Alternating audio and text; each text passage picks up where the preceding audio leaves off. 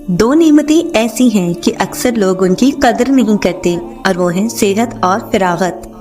जिसने सूरत बकरा की आखिरी 2 आयत रात को पढ़ ली तो उसे हर आफत से बचाने के लिए काफी हो जाएंगी। तहज्जुद अल्लाह की लाडली इबादत है और तहज्जुद पढ़ने वाले अल्लाह के लाडले बंदे होते हैं। तहज्जुद के वक्त मांगी गई दुआएं रद्द नहीं होती। अल्लाह अपने बंदों को उस वक्त खुद पुकारते हैं कि मुझसे मांगो, मैं तुम्हें अता करूंगा।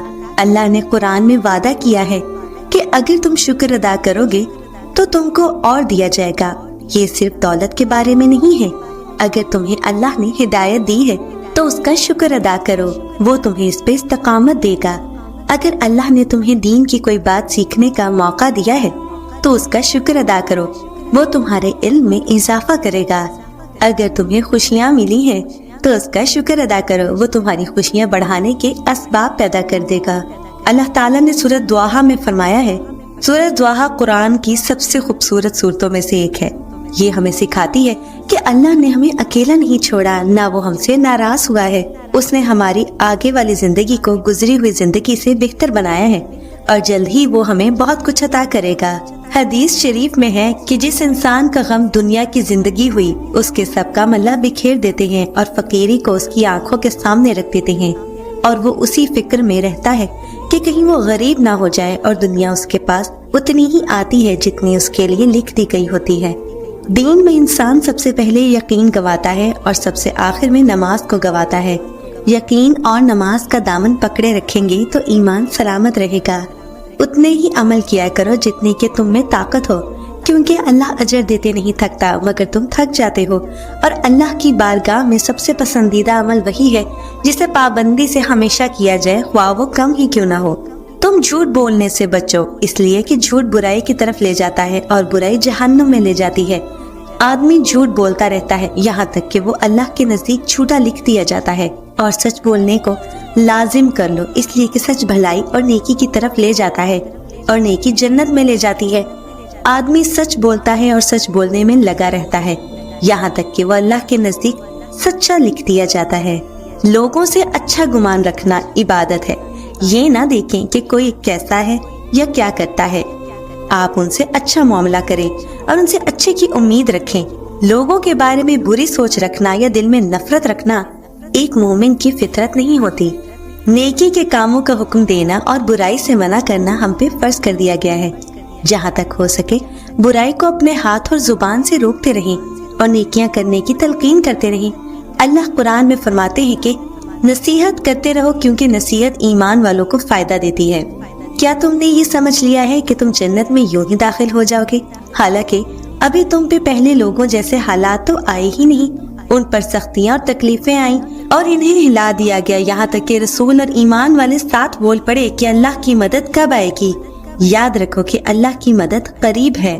कोई इंसान उस वक्त तक मोमिन नहीं हो सकता जब तक वो अच्छी और बुरी तकदीर पर ईमान नहीं ले आता, यहाँ तक कि वो जान ले कि जो चीज उसे मिलने वाली थी वो उसे ही मिली, किसी और के पास नहीं जा सकती थी, और जो चीज उसे नहीं मिली वो किसी सूरत उसे मिल नहीं सकती थी।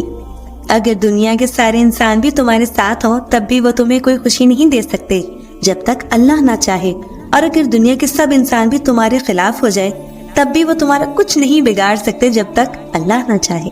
सुबह शाम के अस्कार एक मजबूत किले की तरह हैं जो आपकी हिफाजत करते हैं। ये आपको शर, बुरी नजर, हसद और बुराई से दूर रखते हैं। ये आपकी जिंदगी में बरकत लाते हैं और परेशानियां दूर करते हैं। हदीस शरीफ में है कि जो शख्स नमाज पढ़ना भूल जाए या सोता रह जाए तो जब उसे याद आए या जब वो जागे तो फौरन नमाज पढ़ ले, और उसकी नमाज कज़ा नहीं होती बल्कि अदा ही होती है। अल्लाह के नजदीक सबसे ज्यादा काबिल नफरत वो है जो बात करने में बनावट से काम लेते हैं, मुंह फाड़ फाड़ के बात करते हैं और तकब्बुर करते हैं। ऐसे लोग कयामत वाले दिन अल्लाह से सबसे ज्यादा दूर होंगे।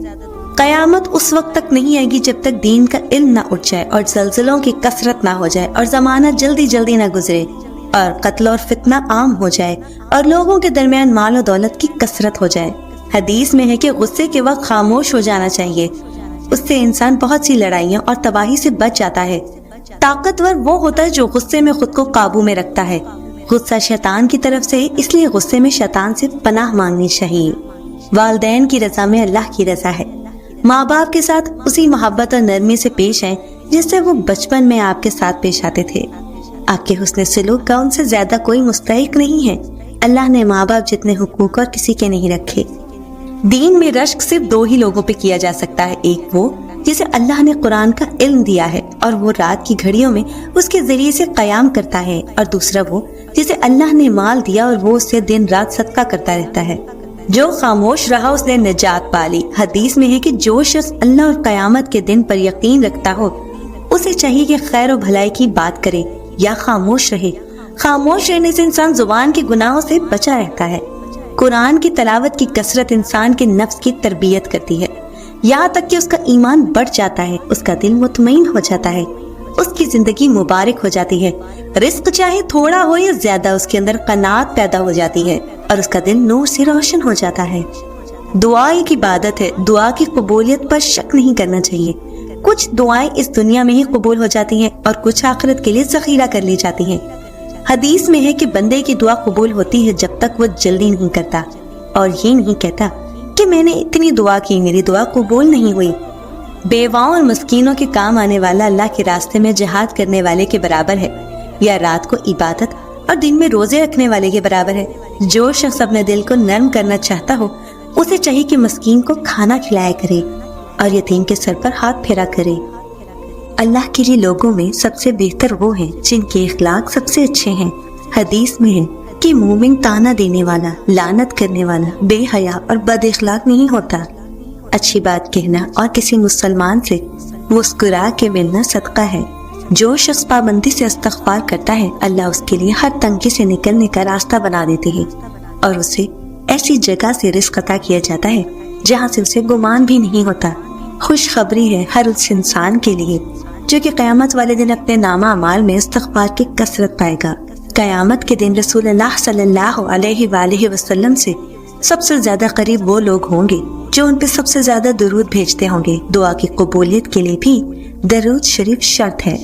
اللہ چھینک کو پسند کرتا ہے کیونکہ یہ صحت کی علامت ہے، اور جمائی کو پسند نہیں کرتا۔ تم میں جب کوئی شخص چھینکے تو اسے چاہیے کہ الحمدللہ کہے، لیکن جمائی لینا شیطان کی طرف سے ہے، اس لیے جب تم میں سے کسی کو جمائی آئے تو اسے چاہیے کہ جہاں تک ممکن ہو سکے اسے روکے۔